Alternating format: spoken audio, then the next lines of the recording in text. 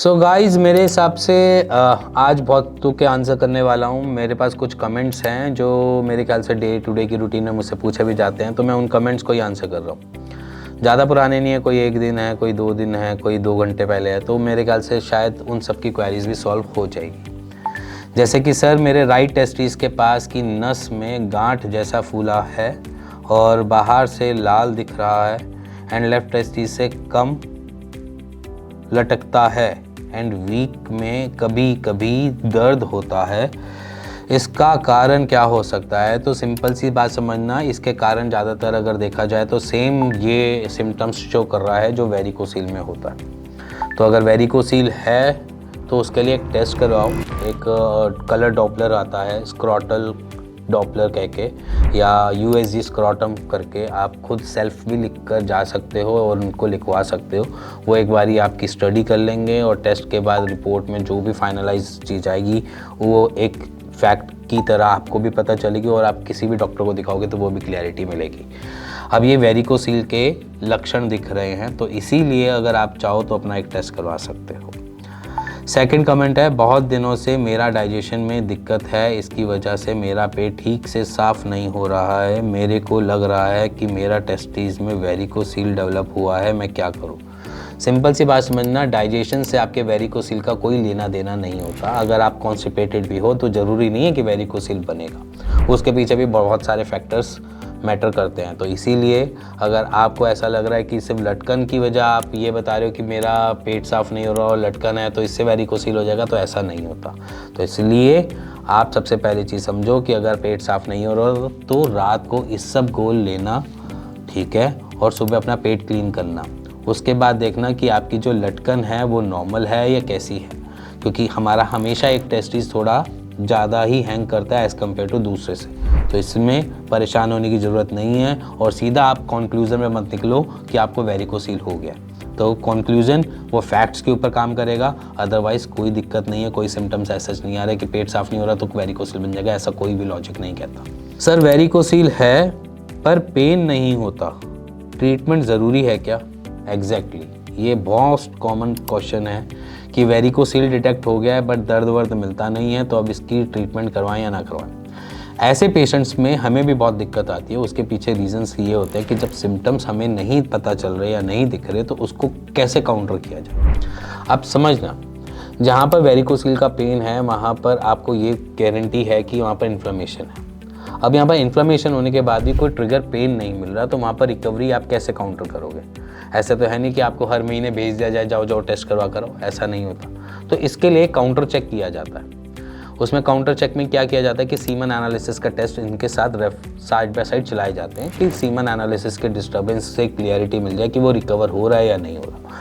तो और even varicocele के पेशेंट्स में जहाँ पर हम देखते हैं कि पेन नहीं मिल रहा है, वो वाले पेशेंट कुछ ज़्यादा ही कंफर्ट जोन में होते हैं, जिसकी वजह से ओवर द टाइम पीरियड उनकी इनफर्टिलिटी जल्दी कॉज करती है। हमने ऐसे पेशेंट्स देखे हैं जहाँ पे वेरिकोसील का पेन वगैरह नहीं मिल रहा या कोई भी ऐसी चीज़ नहीं मिल रही, उनकी इनफर्टिलिटी आ जाती है और उनको पता भी नहीं चलता। इनफर्टिलिटी मीन्स कि उनके सीमन एनालिसिस की रिपोर्ट में स्पर्म काउंट 15 मिलियन से कम होने मिल जाते हैं। इसलिए हमारे लिए ज़रूरी बन जाता है सीमन एनालिसिस के टेस्ट। अगर आप भी वेरिकोसील डिटेक्ट हो चुका है बट पेन नहीं होता है तो अपने फ्रीक्वेंटली सीमन एनालिसिस के टेस्ट करवा लो, जिसकी वजह से आपको क्लैरिटी मिल जाए कि आपके स्पर्म काउंट टूवर्ड्स कहाँ जा रहे हैं कहाँ नहीं, और इस टाइम पे ट्रीटमेंट रिक्वायरमेंट होती है तो ट्रीटमेंट अपना स्टार्ट कर सकते हो, जिसमें आप भी देख सकते हो कि मेरी रिकवरी हो रही है या नहीं हो रही है on behalf of semen analysis के टेस्ट पे। डॉक्टर सर्जरी के बाद स्पर्म काउंट कब इम्प्रूव होता है? तो मैं आपको एक क्लियरिटी दे देता हूँ, ये एक बहुत मेन कमेंट भी है कि सर्जरी के बाद स्पर्म काउंट कब इम्प्रूव होता है। तो सिंपली समझना, जब हम सर्जरी करवाते हैं तो हमारी उस वेरिकोसील वाली वेन्स जिसमें हमको वेरिकोसील डिटेक्ट हुआ है उसको काट दिया जाता है, बांध दिया जाता है। ये सर्जरी का प्रोसीजर है। चाहे एम्बोलाइजेशन देख लो, चाहे आप कोई सी भी आप सर्जरी देख लो, चाहे माइक्रोस्कोपिक देख लो, कोई भी सर्जरी इसकी फिनोमेना पे काम करती है कि वो उस वेन्स को बंद कर देंगे और बांध देंगे। अब एग्जैक्टली क्या होता है, ये आपके स्पर्म काउंट को बढ़ाने का जरिया नहीं है, आप समझना। अगर मान के चलो ये एक सर्जरी का प्रोसीजर आपके स्पर्म काउंट को बढ़ाने का जरिया होता तो बात ही अलग थी। तो सिंपली जब आप ये सर्जरी के लिए जाते हो तो वो आपसे एक कंसेंट साइन करवाते हैं कि इसमें अगर कुछ मिसहैप्स होते हैं या फिर आपके स्पर्म काउंट कम होते हैं या फिर कुछ भी ऐसा होता है तो doctors are not liable at that moments. तो इसीलिए मैं कह रहा हूँ कि सर्जरी बुरी चीज़ नहीं है, बट सर्जरी ज़रूरी भी नहीं है। ठीक है, सर्जरी जब हमारी रिक्वायरमेंट हो तब समझ में आता है कि जहाँ पर हमारे टेस्टिस को कोई इशू हो रहा है या फिर हम किसी अलग प्रॉब्लम में फंस रहे हैं, ठीक है, तो हम सर्जरी जा सकते हैं। बट जहाँ पर हमारी सिर्फ वेन्स का 2 mm डायमीटर है, 3 mm डायमीटर है, हम उसको ही सर्जरी की तरफ ले जाएं बिना किसी भी अलग मेडिसिन को या ट्राई किए बिना या बिना किसी ट्रीटमेंट को ट्राई किए बिना, तो वहाँ पर हम ये कहते हैं कि अगर आपको ट्रीटमेंट से आराम मिल रहा है एज इन वेरिकोसिल में, चाहे उसमें आप पैथी कोई सी भी यूज़ करो, मैटर नहीं करता, चाहे वो आयुर्वेद करो, चाहे वो होम्योपैथ करो, चाहे आप कोई भी पैथी यूज़ करो, बट आप ऑल्टरनेट मेडिसिन की तरफ जाओ पहले, फिर उसके बाद अगर वहाँ से रिकवरी आपको नहीं मिल रही है, कॉज बाय आपने टाइम भी दे दिया, सब कुछ कर लिया, तो आपके पास ऑप्शन मिलता है।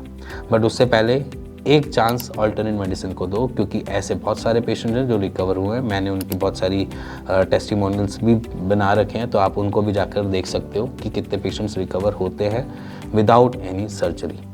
पेन कम हो गया है बट सीमन रिपोर्ट सेम है, वाई? देखो, पेन और सीमन एनालिसिस की अगर ये भी बहुत सही है कि पेन कम हो गया है बट सीमन रिपोर्ट सेम है। देखो, सीमन एनालिसिस की रिपोर्ट जो होती है वो डिपेंड करती है आपके टेस्टिस पे, ठीक है, और पेन आपका मैटर करता है आपके नर्व पे। अब दोनों को मैं आपको अलग अलग तरीके से समझाता हूँ। वेन्स में इन्फ्लेमेशन आती है, ठीक है, और उस इन्फ्लेमेशन की वजह से आपको दर्द मिलता है। और इन्फ्लेमेशन ज़रूरी नहीं है कि आपको हर टाइम मिलेगी और हर टाइम ही आपको वो पेन मिलेगा वेरिकोसिल में। इन्फ्लेमेशन को कम करने पे आपको आराम मिल जाता है, पेन में आराम मिल जाता है, दर्द में आराम मिल जाता है। अब टेस्टिस की फंक्शनिंग के ऊपर भी डिपेंड करता है कि टेस्टिस किस तरीके से फंक्शन कर रहे हैं, वो आपको टेस्टोस्टेरोन सही से बना कर दे रहे हैं, वहाँ पर न्यूट्रिशन सही से पहुँच रहा है या नहीं, वहाँ पर कॉम्प्लेक्सिटी कोई ज़्यादा तो नहीं बढ़ी थी, जिसकी वजह से हम देखते हैं कि जहाँ पर हम स्पर्म काउंट का काम करना है या फिर हमें वेरिकोसिल का काम करना है, तो वहाँ पर हम कुछ मेडिकेशंस को इस तरीके से ऐड ऑन करते हैं, ट्रीटमेंट में भी ऐड करते हैं कि जिसकी वजह से हमारी जो टेस्टिस की फंक्शनिंग है उसमें थोड़ी बढ़ोतरी हो, वो बढ़े, जिसकी वजह से हमें क्या मिले, स्पर्म काउंट एग्जैक्टली बढ़ता हुआ देखने को मिले। अब यहाँ पर ये नहीं होता कि हम सिंपली एक ही उसको देख रहे हैं, टारगेट कर रहे हैं कि सिर्फ स्पर्म काउंट बढ़ाना है। हम यहाँ पे वेरिकोसिल के साथ ये कोशिश कर रहे हैं कि आपके टेस्टिस कभी भी श्रिंक की तरफ ना जाएं, एट्रोफी की तरफ ना जाएं, कोई ऐसी प्रॉब्लम्स ना फंसे जिसकी वजह से कोई ट्रबल आए, तो इसीलिए हम वहाँ पर उसको सिक्योर करके चलते हैं।